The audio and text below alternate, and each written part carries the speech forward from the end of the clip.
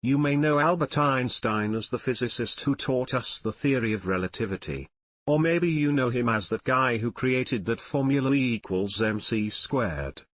That proved matter can be turned into energy. Einstein wasn't always considered a genius. He actually felt quite isolated growing up, partly due to his speech challenges. While studying alone, it wasn't until 1905 that Einstein published papers that began his famous theory of relativity.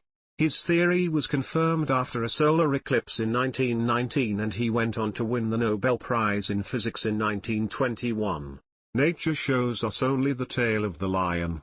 But there is no doubt in my mind that the lion belongs with it, even if he cannot reveal himself to the eye all at once because of his huge dimension. The important thing is not to stop questioning.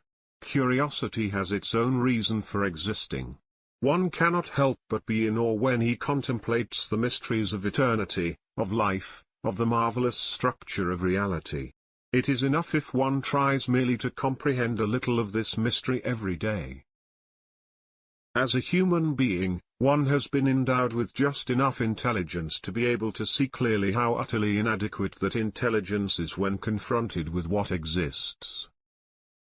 Common sense is nothing more than a deposit of prejudices laid down in the mind before you reach 18.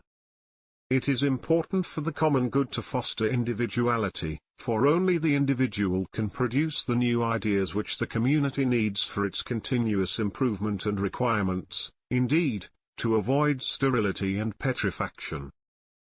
The most beautiful experience we can have is the mysterious. It is the fundamental emotion that stands at the cradle of true art and true science. Whoever does not know it and can no longer wonder, no longer marvel, is as good as dead, and his eyes are dimmed.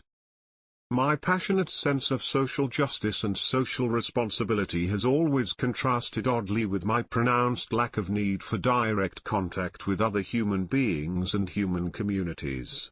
I am truly a lone traveler and have never belonged to my country, my home, my friends, or even my immediate family. With my whole heart, in the face of all these ties, I have never lost a sense of distance and a need for solitude.